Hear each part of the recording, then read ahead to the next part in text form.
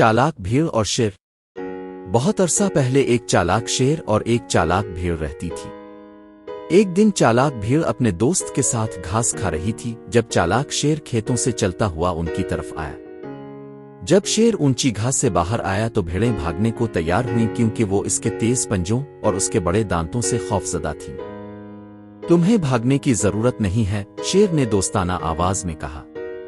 मैं यहाँ सिर्फ आपको इन खेतों से दूर ताजा पानी की एक खूबसूरत झील के बारे में बताने आया हूं। तुम मेरे साथ वहां क्यों नहीं चलती? चालाक भीड़ शेर पर भरोसा करना बेहतर जानती थी, लेकिन इसका दोस्त बहुत प्यासा था और इसलिए शेर के साथ जाने पर राजी हो गया। चालाक भीड़ ने अपने दोस्त को खबरदार किया, लेकिन दोस्त ने एक ना सुनी और इस तरह शेर ने मीठे पानी के वादे के साथ भेड़ों को ऊंची घास में ले गया। शेर ने इस बात को यकीनी बनाने के लिए पूरी तरह देखा कि कोई और जानवर भेड़ों की मदद के लिए नहीं है, और जब इसे यकीन हो गया कि वो अकेले हैं तो इसने एक जानवर पर झपटा और इसे खा लिया। इस दिन के बाद जब उसका दोस्त रेवड़ में वापस नहीं आया तो चालाक भेड़ों को यकीन हो गया कि चालाक शेर इसे खा गया है। ये इस महीने की 10वीं भीड़ है, इसने अपने आप से सोचा। मुझे अपने तमाम दोस्तों को खोने से पहले चालाक शेर को रोकने के लिए कुछ करना चाहिए। और इस तरह चालाक भीड़ ने बाकी रेवड़ को चालाक शेर और उसकी चालों के बारे में खबरदार किया।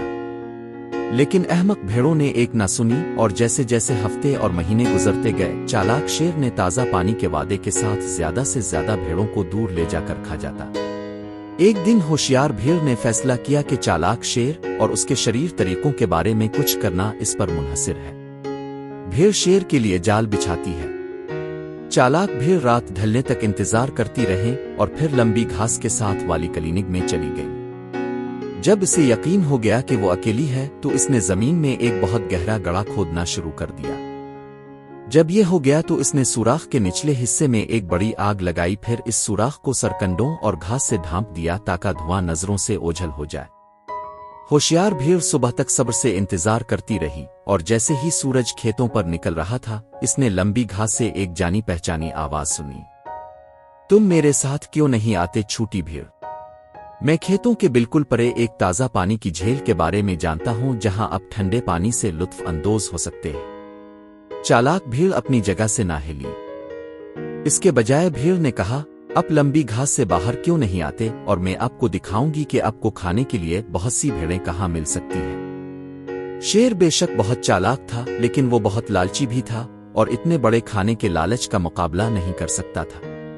मेरे साथ आओ, भीड़ ने एक बार फिर कहा, और मैं तुम्हें दिखाऊंगा कि रेवड़ कहां रहता है। और यकीनी तौर पर शेर ऊंची घास से निकलकर क्लियरिंग में चला गया। लेकिन जैसे ही इसने घास पर कदम रखा वो गहरे गड्ढे में गिर गया और चालाक भेड़ों की गिरजती हुई आग में जल गया। ये आप और आपके शरीर तरीकों का खात्मा है, चालाक भीड़ ने अपने आप से सोचा। अब हमारी भेड़ें कुछ देर के लिए महफूज रहेंगी। जब चालाक भीड़ घर वापस आई तो उसने बाकी रेवड़ को शेर पर अपनी फतह के बारे में बताया। सब ने खुश होकर अपनी दोस्त को मुबारकबाद दी और सब ने पूछा कि वो इस चालाक शेर को कैसे मार सकता है, जबकि ये जानवर इतना बड़ा और मजबूत था फिर भी वो इतना छोटा और नाजुक था। ये आसान था, होशियार भीड़ ने जवाब दिया।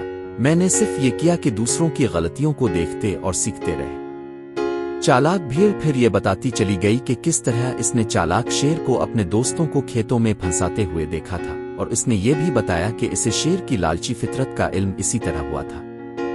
बाकी रेवड़ ने होशियार भीड़ की बातों को गौर से सुना और यूं उन्होंने भी शेरों पर दोबारा कभी भरोसा न करना सीख लिया, और उन्होंने ये भी सीखा कि दोस्त के अच्छे मशवरे को सुनना कितना जरूरी है।